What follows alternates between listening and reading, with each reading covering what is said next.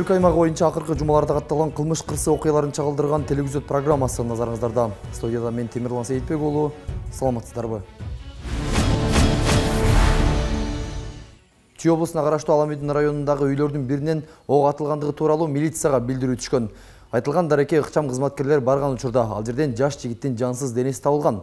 Бирок окуянын күбөлөрү жаш жигит өзүн өзү ок атуучу куралдан атып алгандыгын айтышууда. Кийинирээк кийинки материал. Өстүбүздөгү жылдын 10 март күнү Аламүйдүн райондук ички иштер бөлүмүнүн нөөмөт бөлүмүнө телефон чалуу болуп, аларча бир шаарчасындагы үйлөрдүн биринде ок атуучу курал менен өз өмүрүн кыюу фактысы болгондугу тууралуу маалымат келип түшкөн. Бул окуя кылмыштардын жана жоруктардын бирдиктүү рейстерине катталып, окуя болгон жерден Сайга үлгүсүндөгү ок атуучу курал алынып, зарыл болгон экспертизалар дайындалган. Аталган маалыматты алган соң дара биздин ыкчам тергөө тобу чыгып, ошо барган убакта 2003 жылкы төрөлгөн жаран ДА аттуу жаран өзү мылтык менен атып алгандыгы белгилүү болгон. Бул факты боюнча бирдиктүү рейстриге катталып, азыркы маалда бардык тегишелүү экспертизалар дайындалып, сотко чейинки ишендиштер жүргүзүлүүдө. Туда зашел, я оттуда вышел, да? Мы за столом сидели, вот с Анваром общались, и он раз перезаряжает. Ал эми маркумдун достору ал катылган мылтыкты алып чыгып, кармап олтурган дешет. Алар мындан сырткары мерт болгон жигит буга чейин эч ким менен урушпагандыгын же жеке жашоосунда бир да маселе болбогондугун айтышты. И что-то раз фотоимся, сидим, потом про Турцию начали разговаривать. Он говорит: давайте в Турцию съездим через 2 недели, вот как раз все расходимся, никогда, может, не увидимся. То все, раз рукоятку складывает, в рот засовывает, не думает, выстрелит. Но он сам видел, да, как заряжал? Да? Как? Он сам заряжал, Он да? сам заряжал, он сам. Вот он к складовке вытащил. А он до этого ничего не сказал про проблемы, про такие? У него проблем не было. Никаких проблем не было. Ким отоң досуңар? Мен Анвармен. Мамасымен отыр. Мамасымен. Качы, ачпайын.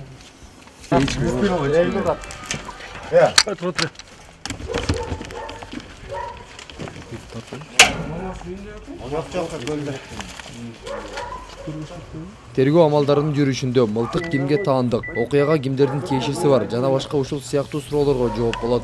Учурда окуянын келип чыгуу себептери такталып жатат.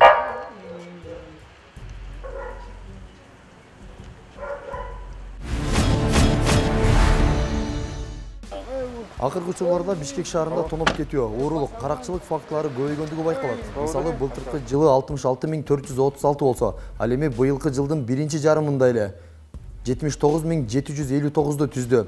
Бирок милиция кызматкерлери жана тийиштүү органдар кылмыштарды алдын алуу боюнча жерлерде үзгүлтүксүз иш чараларды алып барышууда. Ал тургай кызматкерлер кызмат учурунда кооптуу абалдарга кептелип, өздөрүнүн өмүрлөрүн коркунучка кептеген учурлар дагы аз эмес. Кененирээк кийинки материалда. Бросай нож. Сен Бул жаран түн ортосунда колуна бычак алып, алдынан чыккан кишинин баарын сөгүп, ал тургай кайгуулдап жүргөн инспекторлор дагы коркутууга алды. Жарандын өзүн алып жүрүүсү шектүү жана көчөдө жүргөндөргө коркунуч туудуруп жаткандыгын байкаган кызматкерлер аны дароо милиция бөлүмүнө алып барууну туура көрүшкөн. бычак тастабай экен.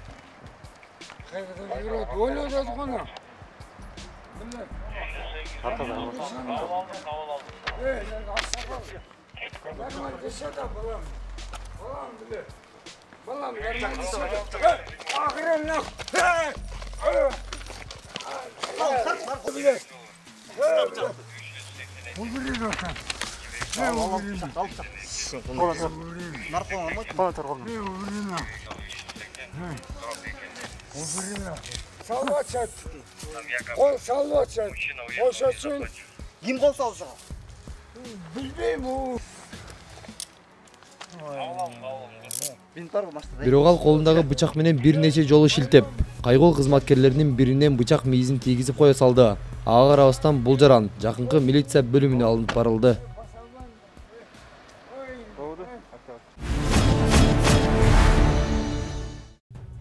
6 август күнү Ош-Исфана унаа жолунун 192 чакырымында тагыраагы Кадамжай районунун Жаңы-Жер айылында 3 унаа кагышып, адам өмүрү кыйылды. Бул тууралуу бүгүн 9 августта Баткен облустук жол кыймылынын коопсуздугун камсыздоо бөлүмүнөн билдиришти. Маалым болгондой, Кара Суу районунун Шарк айылынын 1996 жылы туулган тургуну Hyundai Porter үлгүсүндөгү унаасын айдап келе жатып, Өзбекстандын Рыштан районунун 1976 жылы туулган тургуну айдап келе жаткан Т-28 үлгүсүндөгү трактордон ашып өтүүгө аракет кылган. Ошол учурда трактордун дөңгөлөгүнө тийип кетип, сол капталына оодарылып, каршы тилкеге чыгып кеткен. Андан кийин каршы тилкеде Баткен районунун Төрткүл айылынын 1991 жылы туулган тургуну айдап келе жаткан Toyota Estima үлгүсүндөгү унаа менен кагышкан. Кырсыктын кесепетинен Hyundai Porterдин айдоочусу окуя болгон жерде каза болгон. 7 август күнү Талаш шаарындагы унаа кырсыктан улам ооруканага түшкөн 19 жаштагы бейтаптын акыбалы туруктуу. Маалыматка караганда, ооруканага 2002 жылы туулган жаран түшкөн. Ал эми унаанын айдоочусу кырсык учурунда мерт кеткен. Күбөлөр 7 август күнү саат 16:30 чамасында Талаш шаарындагы унаа кырсыктан улам адам өмүрү кыйылганын кабарлашкан. Маалыматка караганда, Чыңгыз Айтматов көчөсүндөгү аялдаманы Mercedes-Benz үлгүсүндөгү унаа сүзгөн. Анын кесепетинен айдоочу каза болгон. Айдоочунун жанындагы жүргүнчү ооруканага жеткирилгени айтылган. Чүй облусунун Токмок шаарындагы Саксавод айылына баруучу жолдо жол кырсыгы катталып, 52 жаштагы айдоочу көз жумду. Бул тууралуу күбөлөр билдиришти. Ал эми Чүй облустук жол кыймылынын көзөмөлдөө башкармалыгы окуяны тастыктады. Маалым болгондой, ушул жылдын 6 август күнү саат 11:00 чамасында 1969 жылы туулган айдоочу Mitsubishi Space Runner унаасын Токмок 11 жылга жолунда түштүктөн түндүктү көздөй башкарып бара жаткан. Жолдун 1-чакырымында түндүктөн түштүктү көздөй келе жаткан Honda CR-V үлгүсүндөгү унаа менен кагышкан. Анын кесепетинен Mitsubishi Space Runner унаасынын айдоочусу ошол жерден каза болду.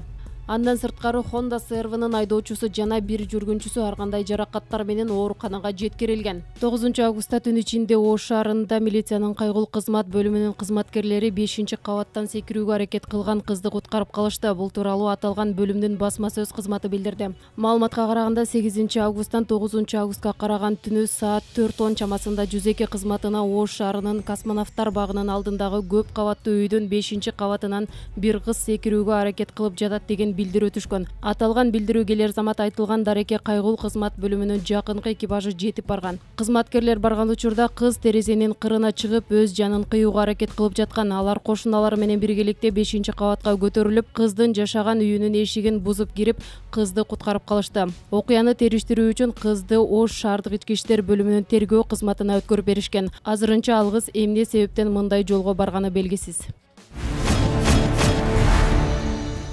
Мамлекеттин унаасын менчигинде айдап, жеке кызыкчылыгына колдонгон мамлекеттик кызматкерлерди буга чейинки эфирлерибизде эле көргөзүп келгенбиз. Бул жолку эфирде дагы транспорт жана жол министрлигине таандык. Баасы асман чапчыган унааны милициянын көөлүгүн көрсөткөн айдоочу айдап жүргөндүгү тууралуу айтып беребиз.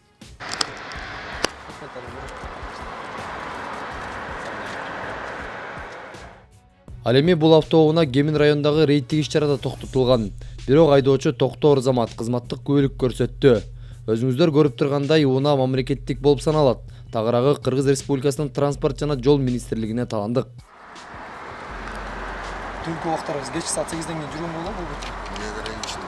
Бияқта не ограничено жазып турат, көчө өлесинде жок, не ограничено. Экөөбүзбүз да биз. Сиз бияқта жок экен, сиз өзүңүзгө жазылган барбы? Жазылыптыр. Жазып кечиресиз. Жолдомо аркачыбыз биз. Не? Жолдомо. Арды? Узакта деген келген, кеткен. Токмоштуга жооп берчү. Тин чыгыртпай. Урматтуу айдоочу, автоунаа сизге бекилгенби? Ооба, менде эки водитель. Бул Минтрансга тийиштүү автоунаа да? Минтранс. А бирок сиз милицейский удостоверение көрсөтпөйсүзбү? Көргөзгөн жок мен. Бизде видеодо бар. Анан Ошондо кандай болуп калды, биз сени бир түшүндүрмө алсакпы дегенбиз да. эки водитель негизичи. Улан деген максут. Сиз кызматтык күбөлүгүңүз милицейский болуп койду дегенбиз. Рахмат.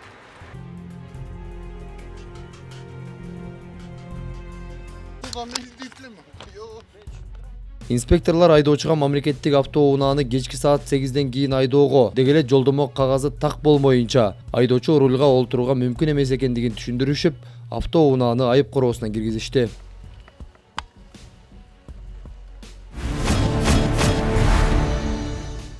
Сиздер акыркы учурларда катталган республика боюнча кылмыш кырсык фактыларын көрүп алдыңыздар. Эгерде сиздер дагы мыйзамсыз фактыларга күбө боло турган болсоңуз, биздин экрандагы телефондорго байланышып, маалымдасаңыздар болот. Анонимдүүлүк сакталат.